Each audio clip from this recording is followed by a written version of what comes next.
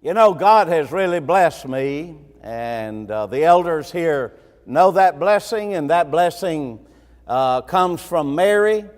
And I was very blessed, and this is no good example to you, okay? Some examples are not good. But I was very blessed to meet her as a junior in high school. Went to high school together. We came over to Atlanta to Georgia Tech together. And God has really blessed me. October the 20th, if I don't forget it. But on October the 20th, we'll be 55 years of together with this wonderful woman that is a great servant of the Lord, and I am very thankful to her. In Philippians chapter 3, verse 13 and 14, we've made this our theme for reporting this year because we've been in the work for 45 years in the Pacific, beginning in Fiji many years ago because of Dan Jenkins. But we thought this would be an appropriate theme. Forgetting those things that are behind, you can't do anything about those things that happened yesterday, but you can reach forward to those things that are before you, and you can press toward the goal that is in Jesus Christ. Now, in 1973, really I went in 72, I couldn't get it off my mind. 1973, we went back to Fiji, and within a very few years, we began a method of mission work that is as old as the first century. We were going to use from the beginning the indigenous approach. We were going to carry the gospel, plant congregations that would finally become indigenous congregations. It is a process. And we started, and in about 2 years, 2.5 years, we had planted already a number of congregations that are growing, and they're growing spiritually and numerically.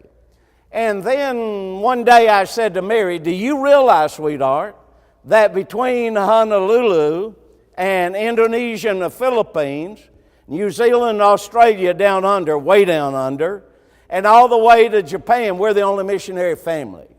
Now there is a preacher in the church in Guam, because it's a military congregation, and the gospel has never been carried to all these 22 countries in the Pacific. We're going to do it. She said, you hadn't lost your mind, have you? I said, no, I haven't, Mary.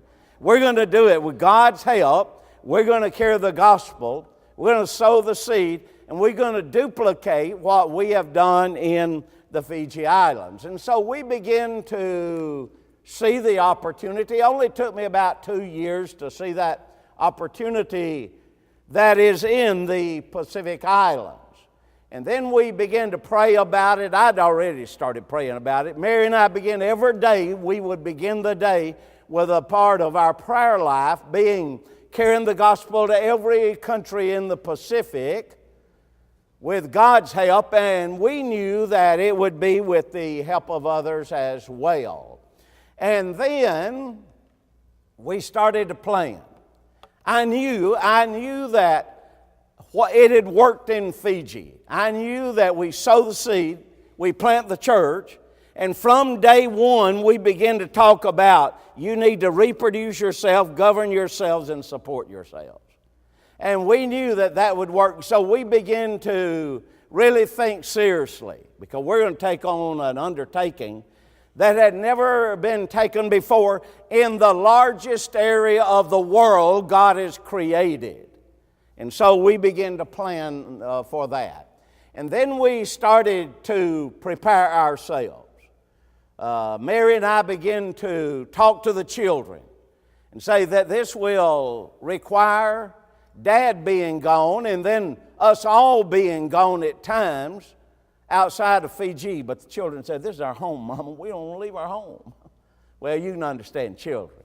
So we continued to talk and discuss it, and we started to really plan. I do not believe in the shotgun method being effective. I believe that you need a plan.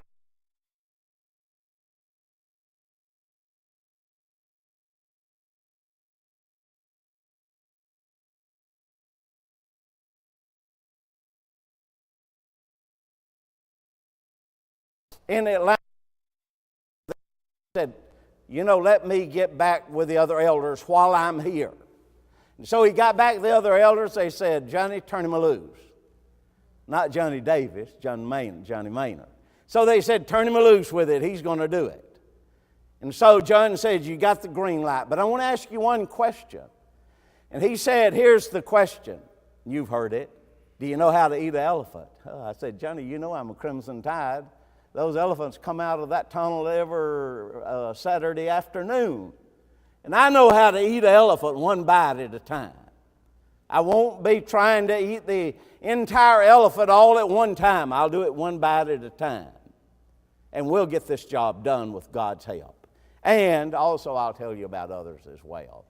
And then we started. And we started with God's help, trying to carry the gospel and going with the gospel, sowing the seed. And don't you know, if we sow the seed, we're going to plant the church. Don't you believe that? Well, God does.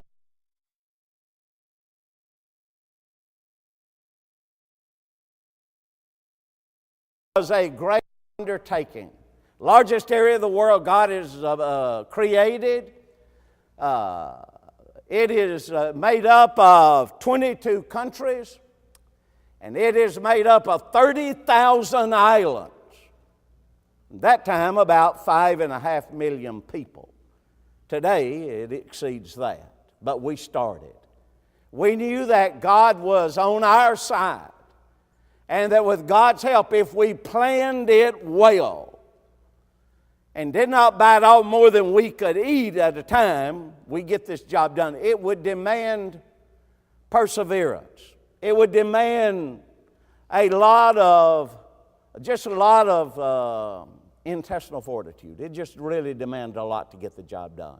And so we started. Now, God is really blessed. Here's a wonderful thing, brethren. We have TV programs. We have had radio programs forever.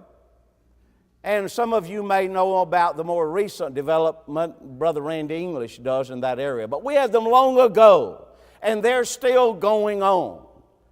And we have used many tools, but there are some tools, they may improve, but the basic tool is there. Well, there is this tool of tract distribution and enrolling people in Bible correspondence courses. It's effective. The printed page can go where we've never been. Printed page does not need a passport. A printed page does not need a visa work permit. And you'd be surprised how it can go as if it's by the wind. And so some of the most effective means of our getting the gospel to others, evangelizing, is the distribution of tracts. And this has been the result of planting many congregations. One occasion, a tract went from our house, 45 Kanavi Street in Somambula, Fiji, went all the way to Vanuatu, and before I ever got to that location, one man that had been first baptized by a missionary in Papua New Guinea because of a tract, he had already baptized about 10 or 12 people before any white man ever got there. Can I say that? Yeah. Before I ever got there. Anybody else got there. But we also use a lot of Bible correspondence. We're still actively involved in this. I could place an ad in a newspaper, and in 3 or 4 weeks of just putting it there one time a week on a Saturday, we could have 120 Bible correspondence course students. Isn't that wonderful? Who are actively taking courses. But we have thousands. And so we do a lot of, at the same time we are distributing the gospel by tracts distribution, tract packet. We enroll people in free Bible correspondence courses. And then also, the last few years, we've been using house to house and heart to heart very effectively. We have special editions that are done for the brethren in locations. And brethren said, Robert, you made a big mistake. You underestimated it. It's not like you. said, well, I didn't want to waste money. They said, you know better than with us. You sent 500, we need 1,000 of them every time you have them done. And so this has become an effective tool. Let me just mention here, and oh, how typical this is. Brethren, you don't see me baptizing many. Sometimes I have to beg for them to let me baptize somebody I teach, if they're brethren already there. No, I don't really do that. But they do give me the opportunity, and I still love doing it. Although my work is to carry the gospel, sow the seed, plant the church. And every one of these, and it just happened, I didn't even realize it till the other day. Every one of these that are baptizing in the Melanesian Islands, the Polynesian Islands, and the Micronesian Islands, boy, they're sons in the faith. And isn't it wonderful to see your children grow and develop and become better than you are in what needs to be done for the Lord? Now, I can only give you a very quick glance at some of the indigenous churches. By no means all of them. By that I mean they reproduce themselves, they govern themselves, and they support themselves, and they are helping plant other congregations. Isn't that wonderful? Whether it be in the Fiji Islands, whether it be in Samoa, all the way to Saipan, the Northern Mariana Islands. Now, in every one of these larger congregations, some run 115, 120, some run about 100, some will run 75 in attendance. But in every one of these congregations, there are men in leadership. And I'll mention more about that later. Not only that, but there are men that are very effective. They could stand and do a lot better job than I'm going to do to preach the gospel this morning. Isn't that wonderful? And I just had a very small part in something that we believe is important, and I'll mention that later. There are congregations in the Melanesian grouping of islands, the Polynesian grouping of islands, and also even in the Micronesian groupings of islands. Now remember, these are just a look at, quick glance, at some of the congregations that are indigenous. And I love getting those emails and letters. And I love talking to them and hearing what they are doing. You read our newsletter very carefully, you will see that they are doing many wonderful works. And they're not doing it because I said do it, except teaching them the Word of God. And they're not doing it because I supply them the money or the foot soldier. They're doing it of their own accord. And how wonderful that is, and I'm thankful to God. As you get older, and this is all the honor and glory, and everything I'm going to say, you've got to realize that I am only a servant by which others believe. Please understand that. 1 Corinthians 3 and 5. I am only a servant by which others believe. But what a joy it is to stand next to those that are sons in the faith. And knowing from others what a great job they do as an elder or as a deacon or as a preacher of the gospel. This is just a quick glimpse of some of those that are in the Melanesian Islands, some of those men that are in the Polynesian Islands. And I could tell a story. Mary said, don't start no telling on Balavu, Robert. Now that's in Fijian. Don't start telling a long story. On every one of these, I could tell stories for hours and hours.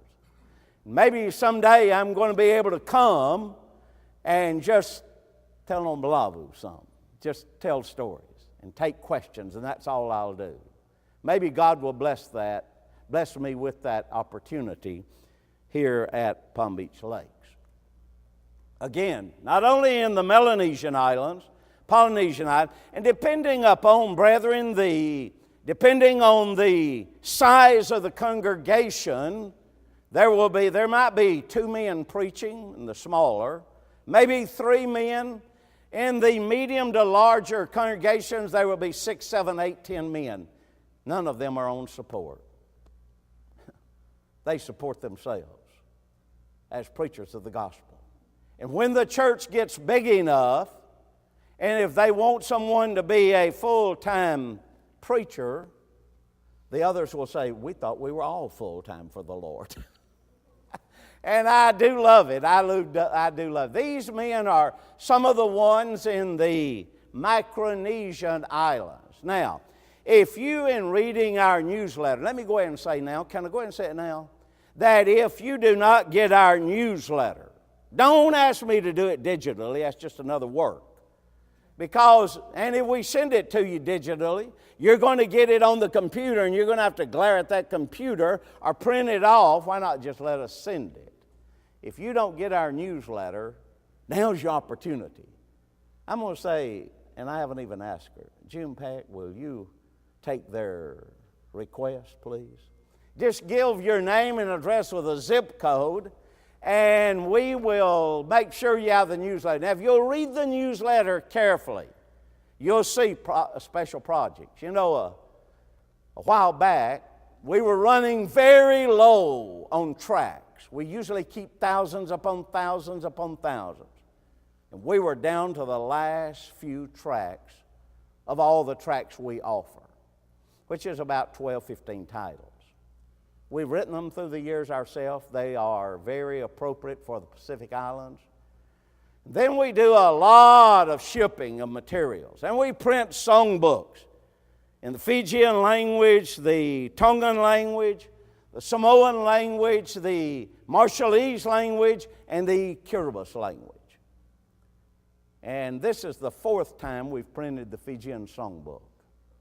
You know, like I said, a while back, the elders here said, Robert, do you have a project that we could help with? You know what? You poured your hearts out. And if you ever go on our website, our PIBC website, that is attached to your website, then you'll be able to see exactly. You fill those bins up with tracts. Now, here's the thing. I noticed the other day, we are getting low in 1 or 2 areas. And we thank God. What a great help you. We have many projects we do. And then there are special occasions, opportunities, where we will assist. We never build their buildings for them, but we will assist them. And depending upon the congregation and where it is and who it is, I even have a document that I get them to sign. And the brethren moan and groan about the document. And I say, if you want the help, you sign the document. And one of the things is in the document is that you will carry your building fund account down to 0 and give toward this building. And your checking account, you'll carry it down to $200. Now that ought to help you build it up the next few Sundays again. And so there's certain stipulations. I love the brethren. They moan and groan sometimes a little bit, but they know that if they want some help, if they can't do it, first thing we want to know is, can you do it yourself? Or is there an older congregation around you that can come? Have you asked them? Why are you asking me if you hadn't asked? I don't have to say that anymore. They'll just grin at me. They'll just grin. And I love it when they do it because they know what I'm going to say. So we have many special projects. And then this again is just a quick glimpse of some of the younger congregations. Not all the younger. These are just touching the hem of the garment. There are many more. But these are just what I felt like I could cover. I want you to see where they're meeting and how they look. In the Melanesian Islands, and in the Polynesian Islands, and in the Micronesian Islands. You know, first time when I carried Josh Blackmer with me, he went with me. After that, I went with him. Because of the language, and then on that first trip, I was like an owl. My head was doing a 360. And I was watching his mannerism. I was watching the way he approached people. And I just love Josh and Carl. I'm telling you, they're diligent workers. They love the people of Easter Island, and they are diligent and they are beautiful as you see them work. It's been my opportunity, my blessing not long ago to go back again. And I had to remind Josh, I am with you and you take the lead. I'm a follower on this occasion. He said, but you got to promise me one thing. If you see something that you feel like that can be helpful, please share it. We have a beautiful relationship.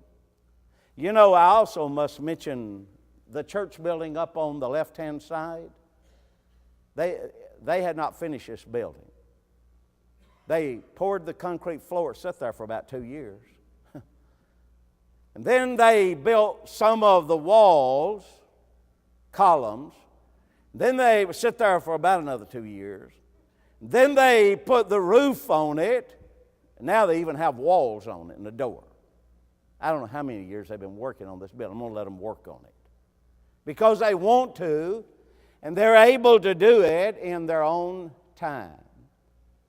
I'm going to tell you, and I'm glad he's gone, where I can say it.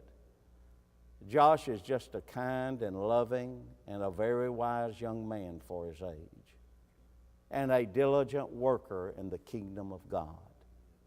And I am glad that he is my brother. Carl is my sister. I just pray for that. And I thank God for it. And that you will keep up the good work that you are again blessing us with in that work in Rapa Nui, Easter Island. Now, 21 years ago, we began another process. The brethren in other countries, such as Solomon's, Vanuatu, Western Samoa, American Samoa, and other places had said, why do the Fijian brethren, why are they more able, capable, and talented? We think it's because of the school you ran for all the years you lived there. We need a school like that for the Pacific. And so again, I began to pray about it, and I began to plan for it, and I think that I've got it worked out, and it didn't look like it would work. One thing was paramount. I did not want to rob the indigenous approach. I did not want to take, and if it didn't work, and I wasn't going to do it. I did not want to put men on support. I wanted the local churches to, if they so decided, to support those men when they wanted to. Don't rob them of that opportunity and challenge. And so, for about 10 years, Mary finally asked me one day, are you going to ever start this school? And I said, in time, Mary, when I work it through in my mind. And so we started it, where we would carry the courses and the instructors to the people in the Pacific. And you know about that because of your brother Dan McLeod going with me often. And so we started. We started with 24 courses, and today we are at, what is it? I can't even see it. 31? Yeah, we're at 31 courses. Some of them were necessary to add to it. And not only that, but we are teaching in the classroom. We have our own filming studio we've built back in Atlanta where we film our own courses. We've already got 24 of the 31, only the newer ones since 2014 have we not got yet on the DVDs. We started with duplicating them on the video, and boy, that was expensive, about $70 to send one course. Mailing. And so when we were able to switch over to DVD, it cut it to about $26 to send one course. Won't be long till we're going to put them on a flash drive, every one of them. And it'll be a lot more economical. But we teach in the classroom, carrying the courses and the instructors to them. Now, you know what that does. We never take them out of their homeland. We never take them out of the country they are from. We never take them away from being continually useful in the local church where they serve. When I first started mapping out the school, this is what we intended. A school located will never have over 20, 25 students. Government regulations, expenses, robbing the indigenous approach, putting them in own support. What are you going to do? You're going to take them out of a job they have? What you going to do when they go back? You're going to supply all the money of all the students you have in the school? What you going to do? You took them out. You took them out of their job, that there are probably 75 to 100 people waiting to get that job, and that person will never get it back again. And so we take the courses to them in a classroom using the church buildings or the buildings where the brethren meet in every place. We offer courses by DVD, like I said, 24 of the 31, and also by correspondence, because we've got brethren that can't afford a DVD, and I'm not going to start buying. Don't say you'll buy them for them. No, don't do it. Because once you open that can of worms, they'll want you to build their house then, and a lot of other things. Do the absolute necessary things. Let them do these other things. And so we do offer courses, and there are congregations and Christians that live in locations where there is no electricity. So because of that, we also offer it by correspondence. What are we doing? We are teaching, we are training, and we are maturing, and they never have to leave their home congregation. Never have to leave it. You know, many years ago, I thought about something. What's wrong with our brotherhood? Why aren't we carrying the gospel to every nation, every island, every country, every town, every city, every village? You ever thought about it? Serious, isn't it? I mean, this is a very serious. Have we done that? Have we done that? And here's what I got to thinking. What we need to do is, listen to me carefully. Are you listening? We need to teach them. We need to train them. We need to trust them. And we need to turn them loose. You ever thought how Paul felt when he left Corinth? You ever thought how he left? How he felt when he left? And so we need to teach them and train them and trust them and turn them loose. And we are doing that in different locations.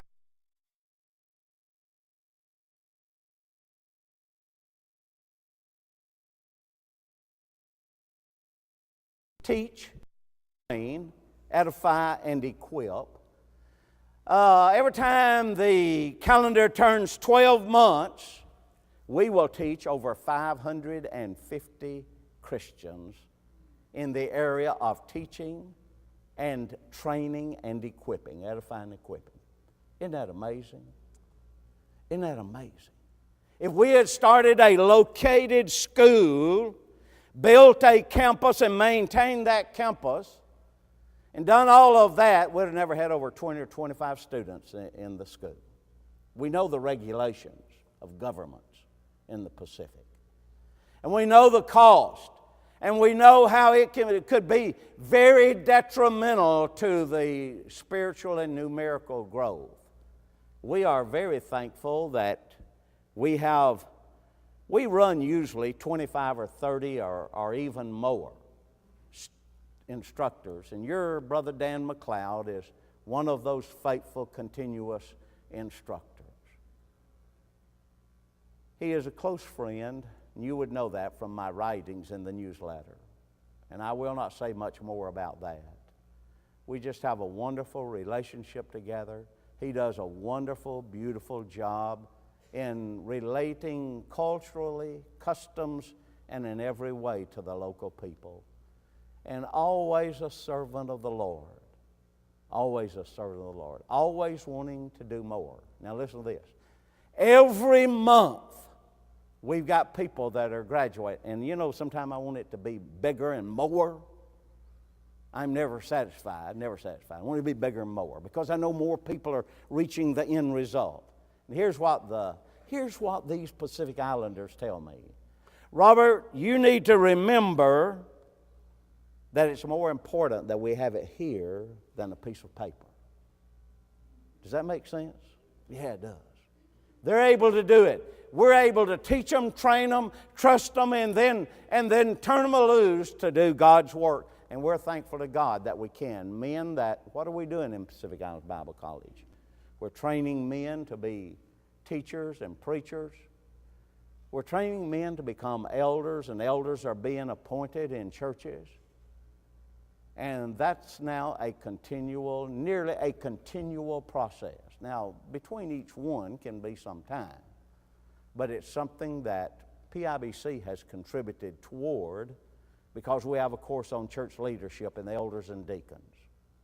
Very important to the church. And then Mary. Boy, she's a sweetheart. Telling you what. Told the other day, the most beautiful thing God ever put on this earth. She said, listen, you need to have your glasses changed. I'm getting older, Robert. I said, I didn't say older. I just said you're the most beautiful person. You know, you need to be in love with your spouse. If you've been married to them 5 years, 10 years, 15 years, 30 years, 50 years, 60 years, 70 years, doesn't matter. You need to love them and you need to really care about them.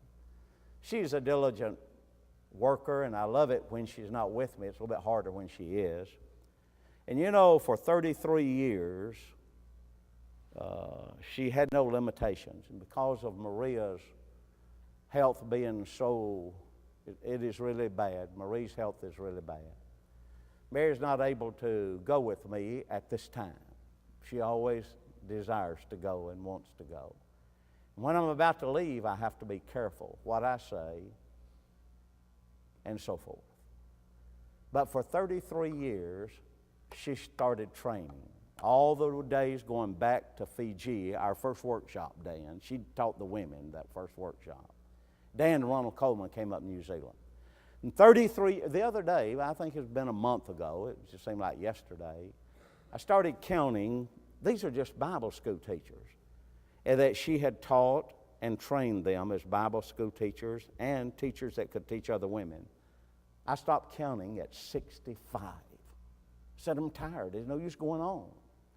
And because of Mary's work, and she's still very actively, the other day we were discussing the work, and she said, I want to take it. I said, no, sweetheart, I'll do that, and you don't have to take it. She said, Robert,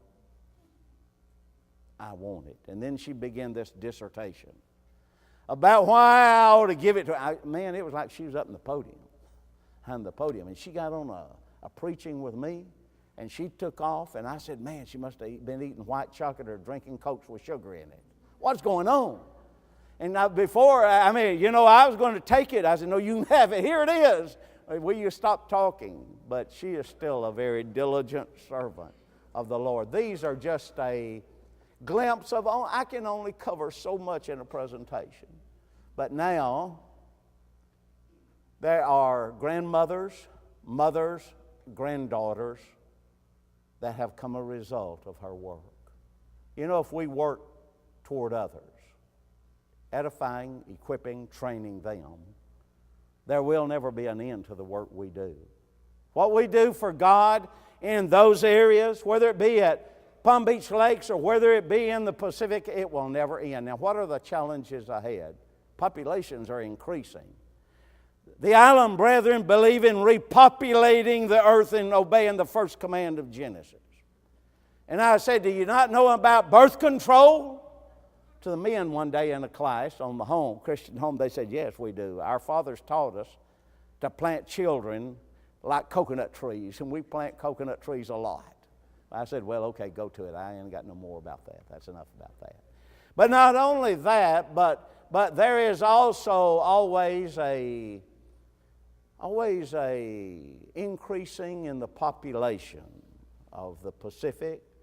And then there are areas where we need to carry the gospel to yet. There's islands, villages, towns, and cities.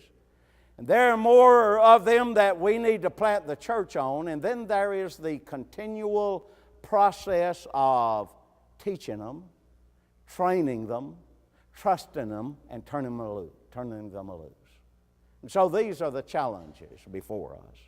We're thankful to God for these challenges, but we believe that we can meet the challenge. Romans 12:11, fervent in spirit. by giving all diligence, as Peter wrote, and also knowing that our God will supply what we need. You know, through the years, as we would carry the gospel to a country that did not speak English, I would wonder, how are we going to get this done? Then I think, oh, wait a minute, pray to God about it, and He'll supply the workers. When we carried the gospel to New Caledonia and was from Futuna, I started praying, and God started supplying. And now we have an abundance of workers to that French country. So God will supply these things. But we never lose sight of our goal of the indigenous method. We never lose sight of it. It's always there. It's a part of our lives every day when we wake up. Carry the gospel, sow the seed, plant the church, and from day one teach them to reproduce themselves and to govern themselves and to support themselves. I believe that victory lies ahead. Maybe not in my lifetime, but if God lets this old world stand long enough, I believe that victory lies ahead. And the younger generations will see, and they will reap the results. They'll put the icing on the cake, and they'll see the victory that we have. But to do that, we need your help. And I want to say to the elders and the congregation here, what a very close co-worker that you are to us. And I want to say to the elders, thank you for being that diligent, faithful co-workers with us. I know that the elders always allow the baskets to be put in the back. Think about the work when you leave this morning. If you make a check out, make it out to Palm Beach Lakes. And where it says for, you could say Robert Martin Funds or whatever. I'll let the elders or one of the preachers say something more about that if it needs to be said. We thank you for your love and for your care and for your prayers and for your support. And remember, if you don't get the newsletter, give June Peck your name and address with a zip code. It doesn't cost us any more to send it. We have a bulk mailing permit or individual mailing permit. It costs no more. Thank you for listening to me this morning. Give this report. And all the honor and glory and praise goes to our Lord Jesus Christ and His church. Thank you very much.